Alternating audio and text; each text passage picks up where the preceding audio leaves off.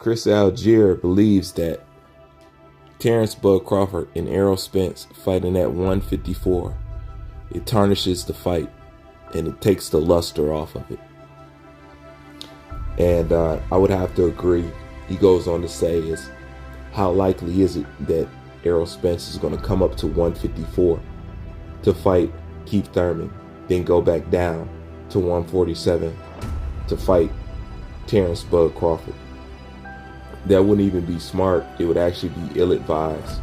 A lot of people have taken their losses coming back down in weight and taking on challenges. So if Errol Spence was to come back down to 147 pounds, his first opponent back at that weight division wouldn't be no Terrence Bud Crawford. That wouldn't even be smart. So in a nutshell, do you know what that tells you? That you're not at least going to see this fight for at least 2 to 3 more fights.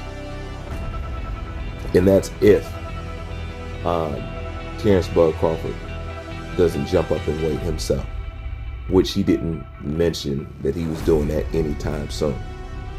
So what that directly lets you know, at least for the next couple of fights, it definitely won't be this fight.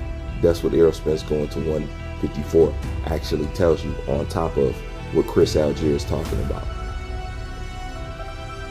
But he's basically saying that we won't see them at their ideal weight class. You know, I mean, me personally, Spence was never at his ideal weight class. Everybody knows he's been squeezing into 147 for the longest. He really doesn't belong there. That's really not his weight class. You know, that's why people are calling him, you know, the weight bully. But nonetheless, just like I was saying with Keith Thurman and Errol Spence, the whole genesis, the whole beginning of the problem, the whole beef, the whole fight is lined up based off the 147-pound division. You go fight him in another division, and yeah, it automatically takes away from the storyline.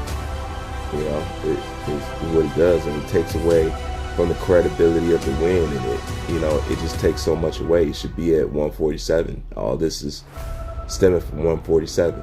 Fight him at 154. You know, there's nothing on the line. And once again, like I already explained, that ain't nothing but a safety net. But I'll tell you, would it be extra weird to want to fight, let's say the fight does materialize, to want to fight Bud at 154, but still want to hold on to the belts. That's what don't make no sense. You know, so what you're saying is, I'll fight Bud. See, either way, it looks bad. What you're saying is, I'll fight Bud at 154, right? But I'm gonna keep the belts at 147, and if it's anybody else, I'll defend the 147, the 147-pound division. I'll defend those belts against anybody else. But if I gotta fight Bud at 147 pounds, we gotta fight at 154. You see how sucker that look? You see how sucker that look? So it's like, if you are going to move up to 154, you need to drop the belts now. Because you're not coming back down and fighting Terrence Bud Crawford. Not after fighting Keith Thurman. You're not doing that. You know, and hell, it's going to make it even more tougher to make that weight next time. So that's why a lot of people believe he's not returning at all. So if you're not returning at all, drop the belts. But I believe if Crawford wasn't there, he would return. But either way, we're going to see. Because if you want to fight this guy at 154 and maintain the belts, that doesn't make no sense. You either drop them and move to that weight class officially, or fight at 147. It's just that simple. All these games and stipulations we got to do to keep these people champion. It's amazing, man. Why the special treatment? Why the special request? You know? So, yeah, it does tarnish it. No doubt. It does. And even more, why wouldn't you want to fight him at 147 pounds? Because once again, like I keep saying, the beef is at welterweight. You know what I'm saying? The crown, the stake to claim is at welterweight. It's not at 154. It's at welterweight. How are we going to find out who the king of the welterweights are at 154 pounds?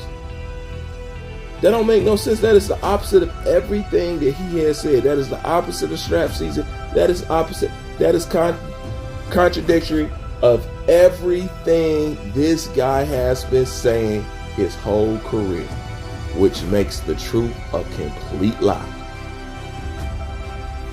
There's no reason we should be doing this. None. There's no reason he shouldn't fight Thurman at 147. None. You know? And why would you even give your body a taste of fighting at 147, then forcing it to go back down to 147 when it was hard before you went to 154? You tell me strategically, what sense does that make? That's working against yourself. And that's why people don't believe he's going to return to the division. If he's not going to return to the division, relinquish the belts and let somebody else do and become undisputed, something that you say that you wanted to do. But see, he don't want to do that either. This is the diva shit about Errol Spence.